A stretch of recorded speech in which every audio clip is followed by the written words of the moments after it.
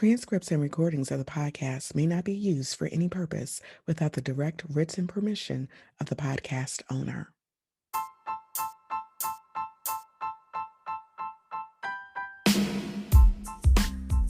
Welcome to LITE It Up, a podcast about resilient women balancing motherhood, their careers, personal lives, and all of the challenges that come along with being a superwoman. Each week, you'll be motivated to take action to lead, inspire, transform, and empower. Now, here's your host, Dr. Aginah Musherah. Hey, everybody. Welcome to a new episode of LITE It Up. I am your host, Dr. Aginah Musherah.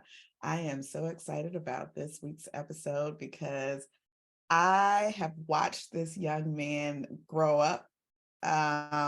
We are not going to talk about his age nor mine, but he is from the Chicagoland area, currently residing in the DMV. And for those of you all who don't know what DMV is, that's DC, Maryland, Virginia.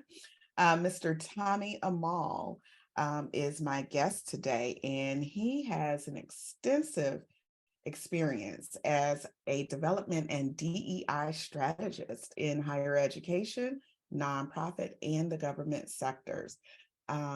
Welcome to LITE It Up, Tommy Amal. How are you today? Hey, I'm well happy to be here with you after knowing you for so long, some decades, but yeah, happy to be here on with you on your show. Yep. I have, and honestly, I have literally watched you grow. We were talking before coming on about how old you were, which I'm 10 years older than you, and I don't mind telling my age. I am in my mid-40s, but I literally watched you grow up. And so it's so amazing to see you now on the East Coast doing some really great things in the nonprofit sector. But just a little bit about your background. I guess I'll share with the folks that you are a graduate of the University of Illinois, Urbana-Champaign. You know how I feel about that. That institution.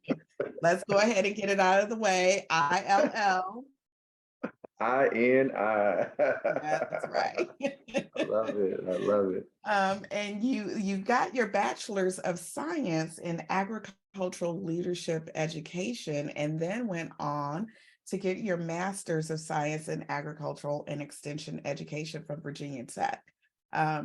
So what I want to do is kind of talk to you first about how you transitioned from earning degrees in agricultural ed to then transitioning professionally into the nonprofit sector. And not that I want to gloss over your extensive background, but you are also a commissioner on the Arlington Economic Development Commission. So I want to know how we tie all of this in together, and then your work as Director of Development for the Capital Youth Empowerment Program. So there's a lot to unpack here today. So why don't you just kind of give us a synopsis of how you transition into this arena? Yeah. So first, thank you for having me and being able to tell my story. So a lot of people don't know. I actually started off. I was recruited from the University of Illinois to go into an agricultural program. It's called the RAP program, Research Apprentice Program, which helped the University of Illinois really diversify its agricultural college, which at the time wasn't very diverse. I knew nothing about agriculture, not a whole lot about it. You know, I went to Hyde Park Academy on the South Side, ain't a whole lot of farms or nothing like that over there. Right. Right. But I actually went to school for what's called agricultural business, which helps folks go into working for companies like Monsanto or ADM or Conagra, those type of companies. And I dropped out in my sophomore year. So I had a full ride. I had a full ride to school, right? It ended up dropping out, which a lot of people don't know. Okay. When I dropped out, I worked full time. And one of the things that happened when I was working full time and going to community college is I started to work at Walmart actually in a lawn and garden department. While there, I took it serious, right? So I don't know if Okay. you've ever been to lawn and garden at Walmart. You Yes. moving them big bags of mulch and rocks and all of that.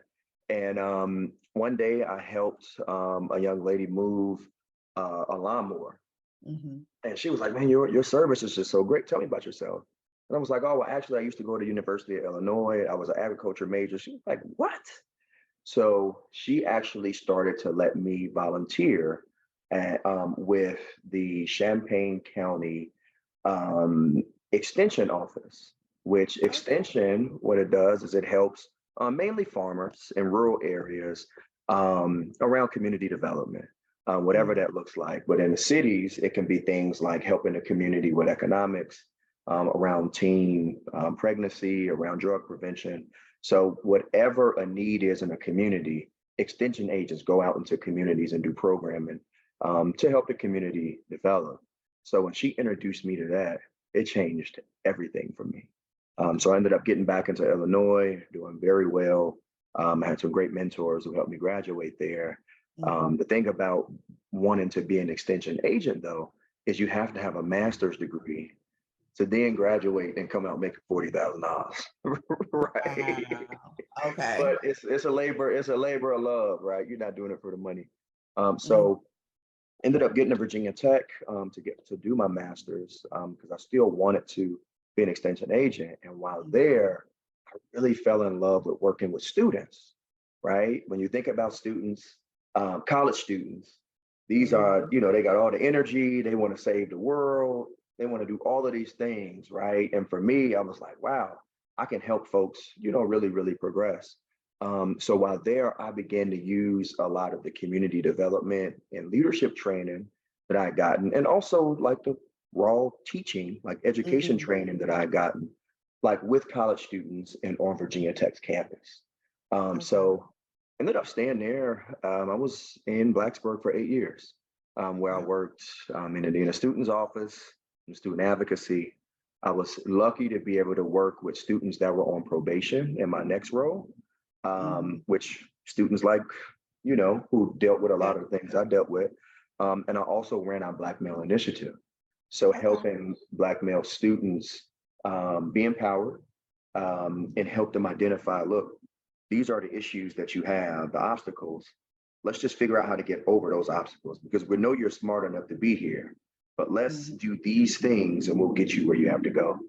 Um, from there, I was recruited to be a fundraiser. Okay. And at first, my response was, "No, I don't raise money. I don't ask people for money, right? It's just Yeah. not a part of my culture, right?" Right. But the lady who recruited me was like, "Yeah, you've been raising money for the diversity programs that you've been doing."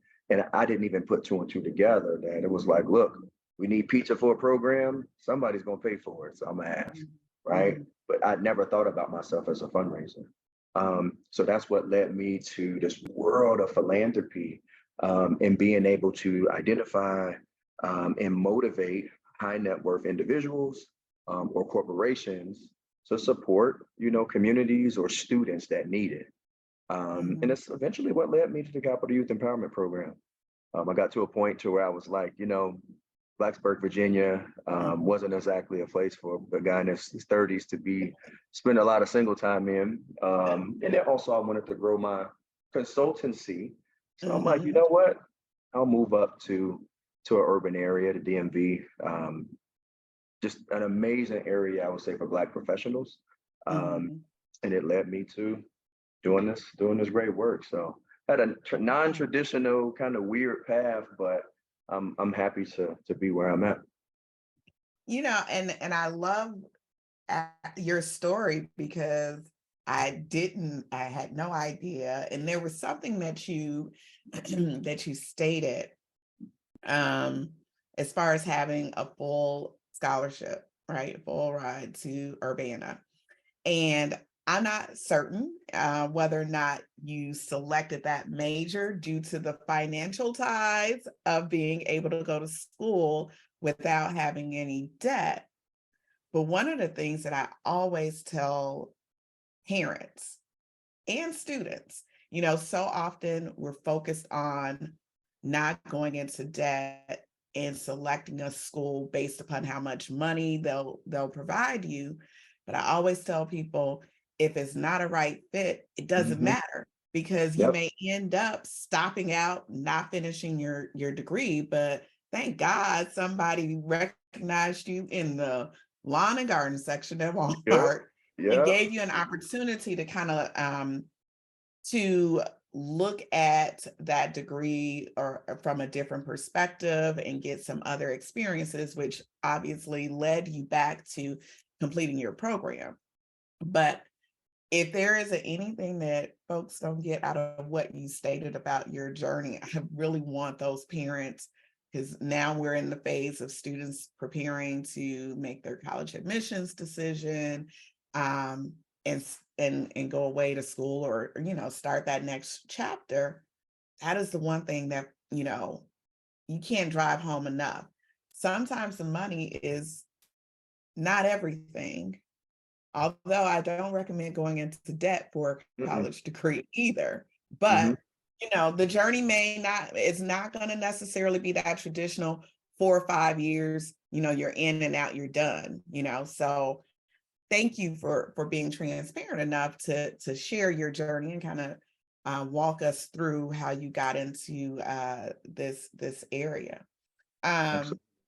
I love to. I had an opportunity to kind of, take a look at the Capital Youth Empowerment Program, and I'm actually amazed by the history in terms of this organization that was um, developed for the purpose of helping with the development of children and fathers, primarily, I guess you would say, fatherless children, or single dads, even, for that matter. Can you just talk a little bit about the organization, and then some of the initiatives that you all have going on, and how you do your work as director of development in terms of, helping the organization secure funds um, to promote and facilitate these programs? Absolutely. So yeah, first, I love the organization. So the executive director is one of the co-founders. Him and his twin brother started this organization back in Mm, 2008, and they had some personal reasons they started it. First, my executive director, he worked in the criminal justice system as a probation officer, so he kept seeing a lot of the same kids coming through that had similar backgrounds, and the big thing was they just didn't have a father in the home. mhm, And in his personal story, him and his twin brother didn't have their father in their home, but they were both able to do very well because they had a strong Black mother in the house who made sure that they were going to do well, right? mhm. But that is just so much pressure Yeah. on a sister to be everything at all times, right? So one of the things they started this organization to really help around fatherhood. Mhm, So helping to really strengthen and make sure that the father is present in the household. They knew that if you can do that, then it helps everything else kind of fall into a good place. Particularly around working with males, with sons who just don't have that example. So the organization kind of has, I would say, two focuses: working with underserved dads, mainly Black and Latino dads, around being better men and better fathers. That's number one, right? And we do that through working with guys over 12 weeks. And every week for 2 hours, there's either in person or Zoom, or it's like group therapy, but it's mhm, around a different topic. And you want to see some brothers cry. You want to see some mhm, brothers really, really get into, like, yeah, what was my relationship with my dad, right? mhm, Why do mhm, I, do some of the things I do, or act the ways or not act the ways, based off of the relationship or lack of relationship with my dad. We mhm, talk about communication, right? Co-parenting, child mhm, support for some, like, so mhm. all of these different things where most times there is no class. You just kind of learn, it's trial, you Yeah. fail and you try to figure it out, right? So that is the general program, but each for fathers who don't or are not at a point right now to where they're making a livable wage to take care Mhm. of their kids. So the DMV area is very expensive, right? Yes. So we have a workforce development program that helps those brothers go into careers. So it can be in IT, it can be in construction, it can be in hospitality, it can be gaming. So many different options that help folks start building skills and be able to go into one of these career paths where you can take care of your kids, right? Mhm. It's not Mhm. the only requirement, but yeah, you need to be able to bring some resources into the house, Right. if you Right. want to be a good dad. Right. So you'd be amazed, like some of the conversations, because I mean, we'll have brothers who, or, participants who are well off, doctors, lawyers, entrepreneurs. In the same group, we'll have a brother that might have done 15 or 20 years, right? Everybody's going through Mhm. the same thing, but everybody has, you know, a goal to be able to connect with their kids better or get custody of their kids or at least joint custody and try Mhm. to figure it out. You'll hear sometimes that, there are no good black dads, or black dads don't take care of their kids and all that. And it couldn't be further from the truth. It's one of those things where if you have resources in place to help brothers go through a process, Mhm. I think a lot will show up. So that's our I would say our flagship program, which Okay. really is addressing, fatherhood and workforce development. But we Mhm. also have programming where we work with underserved youth and introduce them to STEM pathways, right? We also introduce them to, through our Project Success program, through healthy relationships, right? We talk about things like safe sex, teen Mhm. pregnancy, those kind of things. Teen pregnancy is not a death wish, but it'll provide some barriers or some obstacles that you know, you might not want to, go through if you don't have to. So Right. just and approaching it from a kind of trauma informed, but an empowerment type lens as well, right? So Mhm. how do women, have control in their relationships and understand what consent means? How do men understand what consent and all of those things mean? And teaching folks that from a young age. So really trying to empower and educate folks and really looking at the underserved through like a systems approach and trying to attack the different areas that we know have provided, issues for us generationally. I absolutely love this. There are so many um, points that you touched. For instance, the flagship program with the workforce development and addressing fatherhood. Are those dads who participate in the program? Are they are they participating because they're mandated, or is it voluntary? Because it sounds like, based upon what you described, you have men who are obviously coming from different socioeconomic backgrounds. So is this because they want to have a relationship with their children and they've found this program that's available and they've decided this is what I'm going to participate in? Or have they been mandated in some way? Yeah, so it's a little bit of both. Okay. The kind of buckets that I put it in, there's a few buckets actually. So you have some guys that are mandated Hmm. or encouraged to take Encourage. the Yeah. program Okay. because of different things they might be going through in the court services. You have other guys that are like, yo, I want at least joint custody of my Mhm. child. And what better way to show the judge that I'm not messing around, Yes. right? Yes. So being able to say, I spent 12 weeks, I made all of the sessions, I've graduated from this program, there's a ceremony, there's trophies, a plaque, those type of deal. Mhm. And then we send letters as well. But then you have guys who are like, I want to be a better dad, but I really want to get into the technical field, or I want a job, right, or a career to be able to help me as I'm becoming a better dad. Um, Mhm. but then you have a bucket of guys who are like really doing well in all of these areas of life, but I'm not going to say in spite of, but maybe as a result, they don't have a stronger relationship with their kids Yeah. because the focus has been making money, working, and now it's like, uh-oh, now my child is in high school and I barely know him, right? We have Mhm. another group, a much smaller group, which I think is kind of funny, of grandparents, folks that are grandparents who are like, these new kids are different. Like I can't even have a conversation with them. So help me Right. figure out how to have a conversation with my grandkid, you know.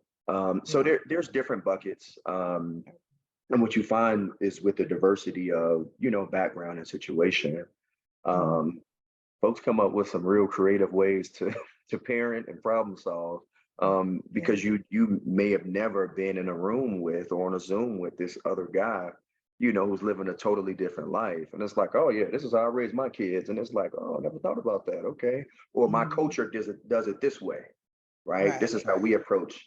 So you start to get this, this ecosystem where everybody's Mhm. trying to come up with solutions, you Yeah. know. Yeah.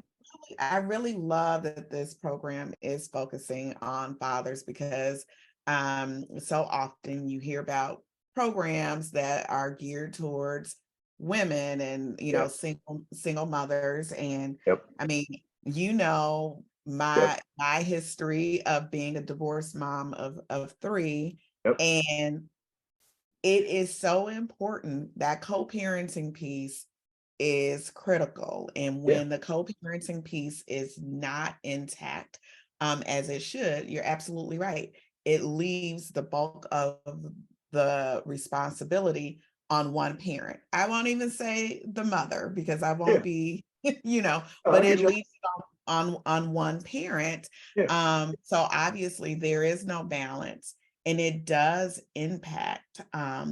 And sometimes you won't see what the negative impact is until much later.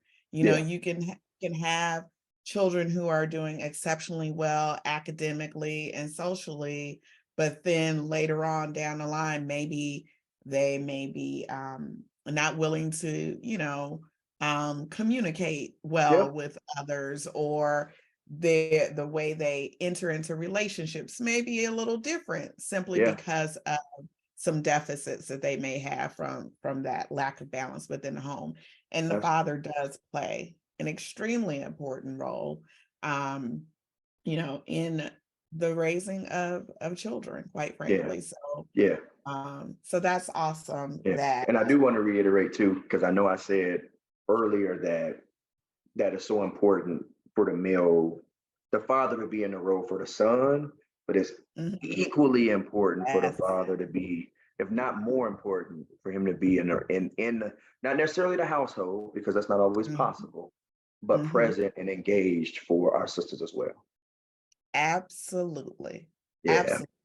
Because I have said multiple times, this is one of the reasons when there is a lack of a male presence or the father's presence, Hmm. it leads to, just for the sake of terminology, women having daddy issues, Hmm. which impacts their Yeah. relationship. And then you create this vicious cycle, Yep. unfortunately. So definitely plays a role. And I know, for myself, having a very strong um, male presence, my father was in my life. Um, and I know the impact that he's made in terms of, just how I am. And there are Yeah. certain things. I have a certain level of standards. You don't meet those standards. So we can thank Manir Muhammad for that. But just showing me what is acceptable, what is not acceptable, Yep. and then even with the, just how you interact. So you're absolutely right. You guys actually have a fundraiser. I know you're always constantly raising funds. Um, you want to talk about what you've got going on now? I know there's a golf outing that's coming up. There's another race Yeah. for individuals to kind of, contribute and designate what programs they want their donations to go to. So how can people support the efforts of this organization? Yeah, so as our director of development and corporate relations, I am the fundraiser. So this is what I love to talk about. But we're always looking to partner with folks and bring in resources, and that can be money, that can be connections, that can be a list of other things. So we're always looking for more of a long-term relationship Mhm. because we're not just tackling just the everyday regular issues, right? The things that Right. we're doing, we're trying to break systematic generational curses, right?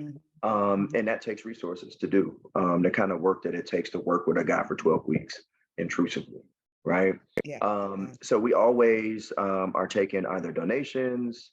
We love grants. We're always trying to figure out, companies that want to partner in different ways, whether it's through grants or sponsorships, individuals that want to donate and that also want to interact or mentor. That's always an option. We just ended we are ending actually tonight a annual giving kind of fundraiser where folks can give from $5 to whatever that goes Mhm. towards our STEM programming. Okay. So we are working with some underserved youth this summer through with our STEM camps. So they're going to come in and work with some Virginia Tech college students around engineering, about robotics, and some of these things, just to help open up their mind to what this stuff looks like. And I'm not saying that everybody should go into STEM because most people don't, but I think Mhm. with the way that especially technology is going, you at least need to know a little bit about it Right. because it's kind of taken over in some ways. So yeah, we're doing that. We got golf coming up on my birthday actually on May 19th. Yeah, so we're having a golf tournament on May 19th where proceeds will go to our Bios and Tech program.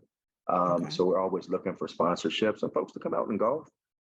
It's a good way to meet, other folks that are, looking to invest in our communities, but also other folks that, you know, the business folks, in this Mhm. DMV area. It's always a good time. We really try to show folks a good time with our golf tournaments, but yeah, we always are looking to have conversations with folks around not only how they can donate or support, but how can we pour back into whatever they're doing.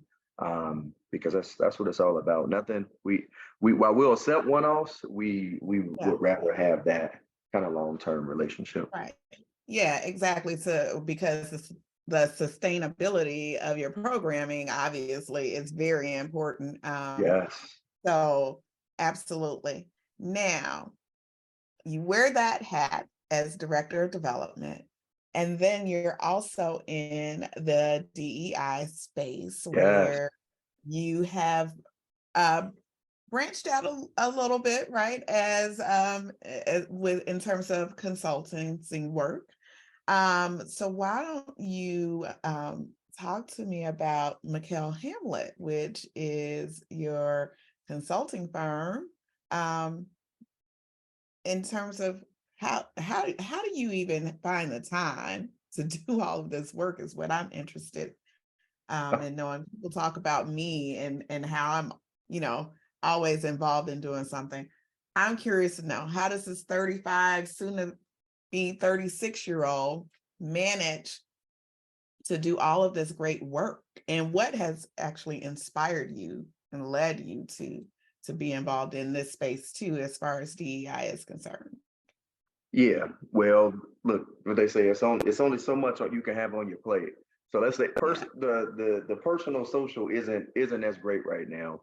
But sacrifices had to be made. I would say what really inspired me to get into at least the consulting space of DEI Mhm. was I was doing a lot of workshops and volunteering around DEI work and initiatives when I was at Virginia Tech.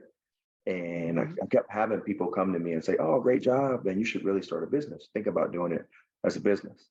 Then I had a guy who really was like, "Look, you need to start a business because you know in higher ed, you go do a half day workshop, you do some consulting all the time. You're doing consulting, Right. coaching, and then you'll get a t-shirt and like a mug, right? And a card. Yeah. And it's like, thank you, appreciate you, right? But then you'll see they'll bring in, you know, scholars or consultants or whatever, and you see some of the figures that these folks are getting paid. And it's like, Yeah. wait a minute, something ain't adding up, Right. right? So in 2019, um, me and a colleague of mine decided to go out and start this thing. I was still at Virginia Tech. We all know what Mhm. happened in 2020, Yeah. just pure craziness. And then COVID hit. Yes. So it was kind of like, uh-oh, what do we do now? Mhm. Um, it was one of the reasons I thought it would be really good to move up into this DMV area, where there's so much of more of an appetite, for this type of work. What we do is kind of general consulting, training. We go into the recruitment and HR kind of stuff, the handbooks and things like that. A lot of what I do is I was able to really, really build a good team of folks in higher ed and corporate and government who, when it's like there's a solution, there's a need for a solution, I can put together a good team of folks to solve it. So most recently, we started working with FAA around doing their intro to diversity for some of their incoming professionals. So a lot of what we're doing now is some subcontracting with government agencies, but we're growing to a point now to where we're able to go out on our own and work with different corporations and smaller government agencies. So really excited about the work we've been able to do, not just as facilitators and trainers, but on the strategy side. Mhm. So helping folks think about whether, regardless of your personal beliefs or your political beliefs, um, how do you make sure that your agency is going to compete in this global, diverse market? And how are you going to make sure that you are making the right decisions now to where your bottom line is effective in the future? And that has nothing to do with your personal and political beliefs, but I can tell Right. you, this place is getting more and more diverse. So do you want to, are you going to compete or are you going to Right. be in your feelings? Right. Right. And I Right. think when you start to have those kind of conversations, folks are like, okay, it's the best business decision, right? Mhm. Yeah, you Mhm. can't change a lot of times you can't change people's personal and political, but when you can make people see like the actual facts, and you Right. can see companies that have done things well, you can see universities that have done things well. Now that this work has been going on for long enough, the proof is there.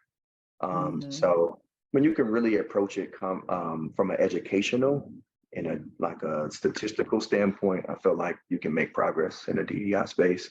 But if it's about feelings and some of the other stuff, it's a little more difficult.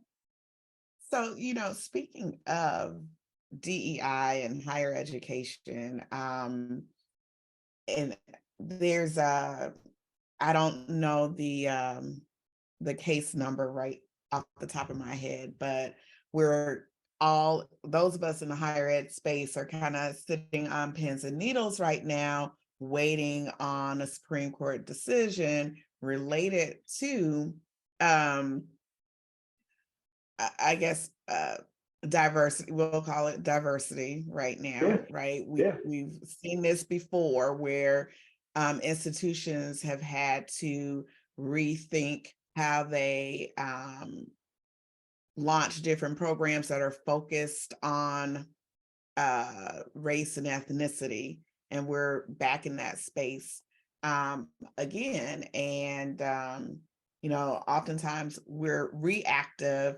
whereas institutions may scale back very, very quickly because they don't want any issues, they don't want to lose any type of funding or anything yeah. like that. how would you advise, folks, you launched or ran previously, when you were at Virginia Tech, a Black Male Initiative program, for example.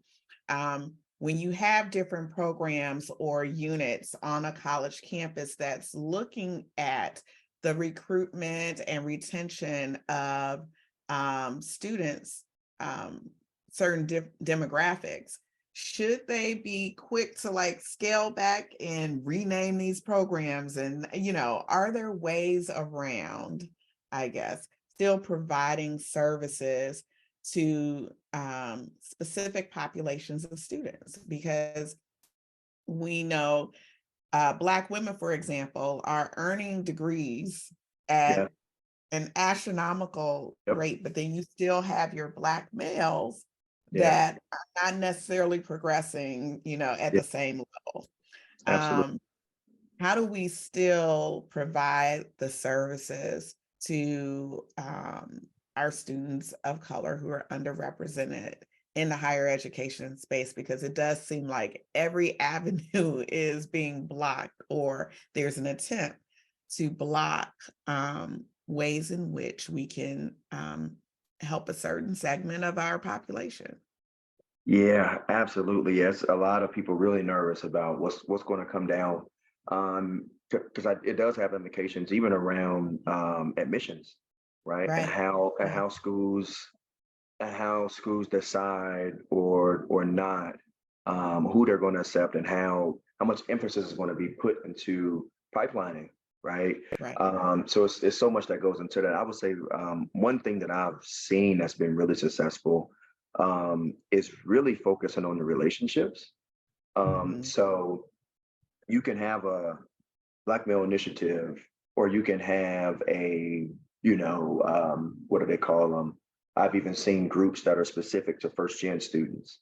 Yes. But if you really don't have folks getting out there and building the actual relationships with faculty, staff, with Mhm. students, and meeting them where they are, whether it's in their communities, community centers, Black organizations, and really Mhm. building those meaningful relationships and finding ways for us to come together, then the Mhm. name is just the name. And the line item is just the line item in the Mhm. budget. Mhm. And I think we're going to have to really, really be more and more creative and intentional about those relationships if Mhm. they mandate that we remove the names. Yeah. Um, I saw in my previous work, we had a organization that was called BT Swag, and it Mhm. was the Black Male Initiative. But at that time, that was the cool name. And one of the things Mhm. that we did was we renamed it to Be Men, which is the Black Male Mhm. Excellence Network. And that name was so much more powerful because Mhm. it put it out there for Mhm. not just the world and the communities to know, but for Black men to know. Like, Mhm. this is for Yeah. you. And when Yeah. you're here, we're going to represent ourselves in this way. And that's the Mhm. expectation. Mhm. So yeah, so much power in names. Yeah. But that organization was only successful because there was Mhm. a group of people that were really in the community and really Mhm. saying, yeah, I'm coming to y'all's, cookout. Um, we're going to bring tutoring to the Black Cultural Center, Yeah. not just send an email and hope that y'all are going to come to us, right? So many different efforts to really, really build those relationships. And I think as a people, we're going to have to invest more time and energy into that if the worst actually happens, which I hope not. Yeah, I hope it does not either, but you have to get ahead of these things, and Yep. part of, I think, part of our challenge is overcoming that space where we have a tendency to be reactive instead of proactive. Yep. We're sitting waiting when we should have been doing some things a little while ago, to be prepared. Oftentimes the writing is on the wall. You just got to pay attention to Right. what's going on, and again, be proactive, not reactive. Because when you're reactive, that's where the mistakes come into play. So now if I know you mentioned, like, the contracting work that you do with government sectors, but if folks want to utilize your company's services, how would they go about doing that? Do you only work with folks in the DMV area, Oh or no, okay? oh no. And a lot of the work, what's interesting is even the work that we're doing in the DMV, or the work that we're doing for these government agencies that are like 10 minutes away, is virtual. Okay. Um, it's virtual work. So the Mhm. easiest way to contact, my firm is just through our website or through our email, which I can give you that if we can get that out. Yeah. Um, it's a little weird to spell. It's Mikhail Hamlet. Mikhail is actually my middle name, and Okay. Hamlet is my business partner's middle name. And he's like, man, why don't we just put them together? I'm like, okay, sure. Um, but Wow. I yeah, knew it was your middle name. Okay. yeah, yeah. So that's the best way to contact. And for us, what we've seen is not only a need for training and kind of that HR support around recruitment for Mhm. different companies, nonprofits, and government agencies, but there's also been an appetite for coaching. So for mid managers and for upper level folks who want some level of coaching and, for lack of a better word, accountability Mhm.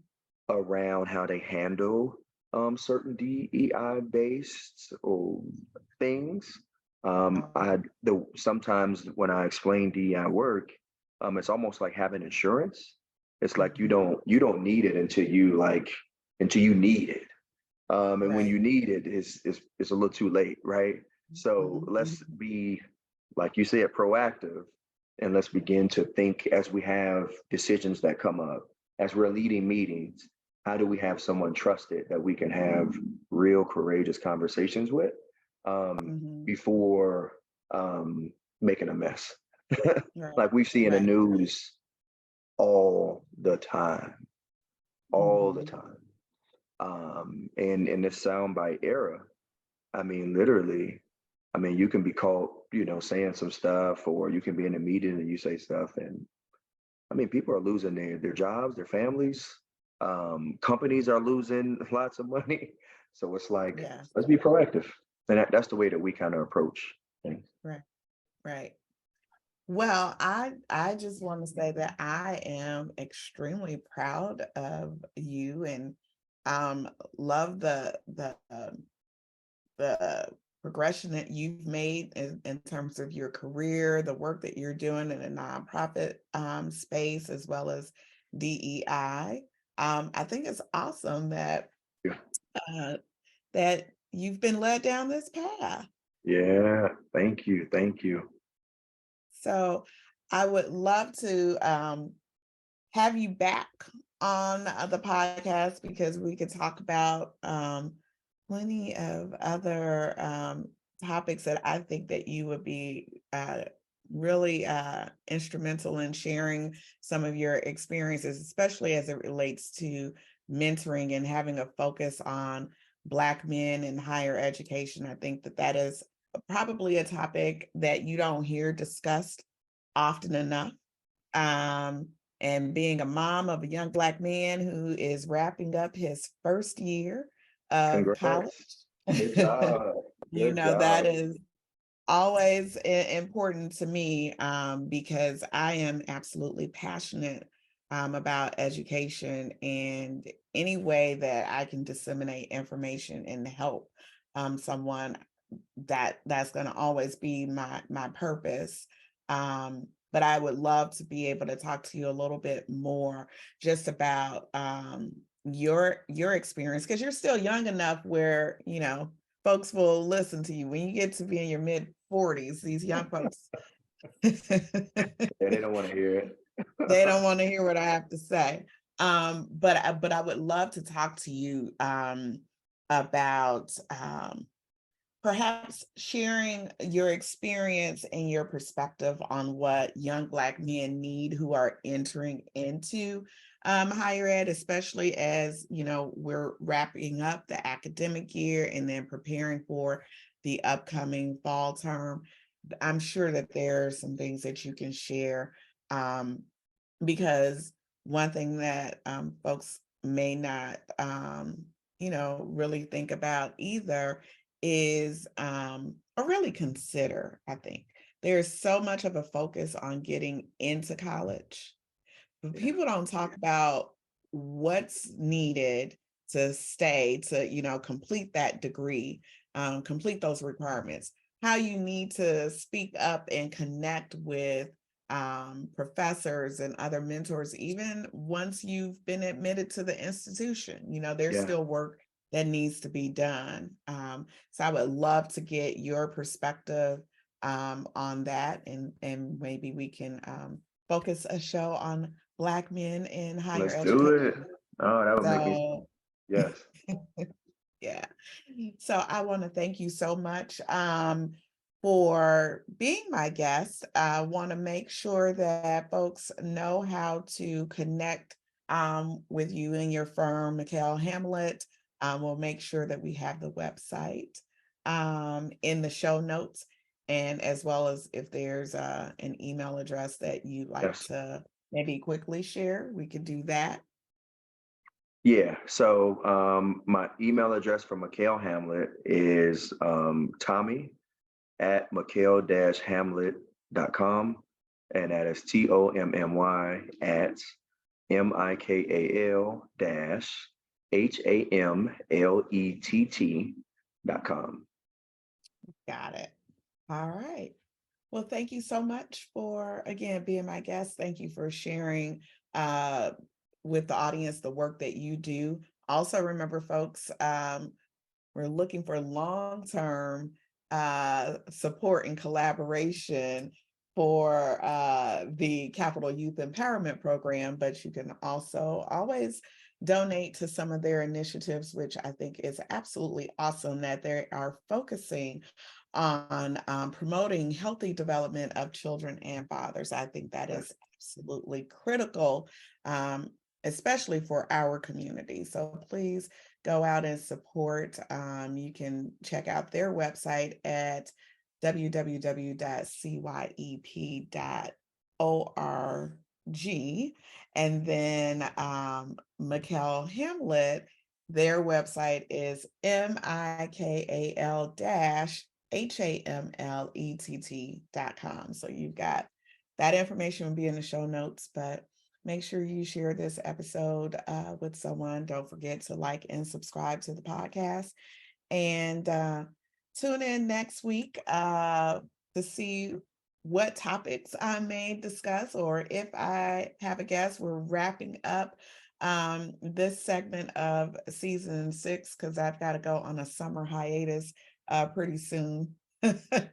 So, but make sure you tune in next week for another interesting episode of Light It Up. And until next time, remember to continue to light it up and shine bright like a diamond.